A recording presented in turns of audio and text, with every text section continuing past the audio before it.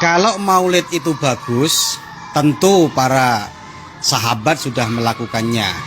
Bahkan Kanjeng Nabi Muhammad SAW melakukan. Kan itu pertanyaan yang selalu digaung-gaungkan berkali-kali, bahwasanya mereka mengatakan bahwa maulid itu adalah ajaran yang tidak baik karena tidak dilakukan para sahabat, karena tidak dilakukan oleh Kanjeng Nabi. Kan seperti itu kan?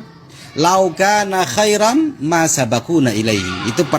Itu pernyataan orang kafir ketika tidak menerima Al-Quran.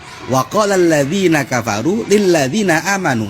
Orang-orang kafir berkata kepada orang-orang yang iman, laukana khairam masabakuna. Kalau itu baik, maka kita pasti melakukan terlebih dahulu. Jadi bahasa kalau itu baik, maka orang dulu sudah melakukan. Itu sebenarnya jiplak itu aja, dialog antara orang kafir ketika tidak setuju dengan Al-Quran. Sehingga ada istilah yang baru, laukana khairan lasabakuna. Kalau itu sudah sesuatu amalia yang baik, pasti orang-orang dahulu melakukan.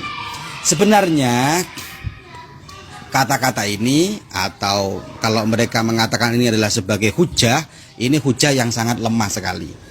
Kenapa saya katakan lemah? Bukan hanya lemah, sangat lemah sekali. Kenapa saya katakan lemah? Jadi begini, orang yang mengatakan bahwa kalau itu baik tentu sudah dilakukan oleh orang-orang terdahulu, itu mereka minimal punya dua asumsi. Asumsi yang pertama bahwa yang namanya maulid itu adalah sesuatu yang wajib. Karena sesuatu yang wajib harus dilakukan. Padahal maulid itu bukan sesuatu yang wajib. Melakukan boleh, tidak melakukan juga tidak masalah. Itu asumsi yang pertama. Asumsi yang kedua, bahwa kebaikan itu hanya akan terjadi di zamannya para sahabat ketika ada Kanjeng Nabi. Asumsi yang sangat fatal menurut saya. Jadi kebaikan hanya ada di situ, dan kita tidak boleh lagi yang namanya membuat kebaikan baru.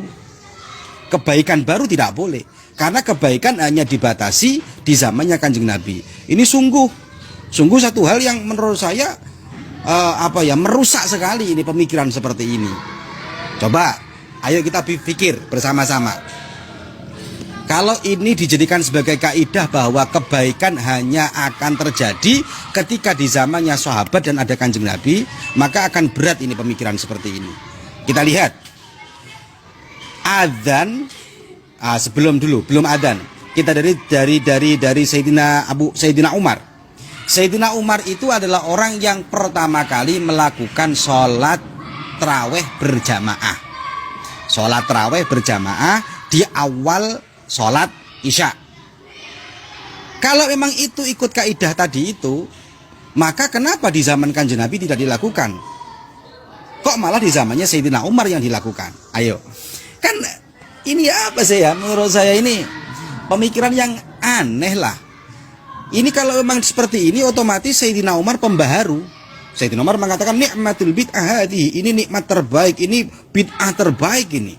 Karena di zaman Kanjeng Nabi nggak ada, kemudian dilakukan di zaman Sayyidina Umar. Kalau pakai kaidah tadi, andaikan ini adalah tarawih, ini adalah satu hal pekerjaan yang baik, ibadah yang baik, tentu di zaman Kanjeng Nabi dilakukan.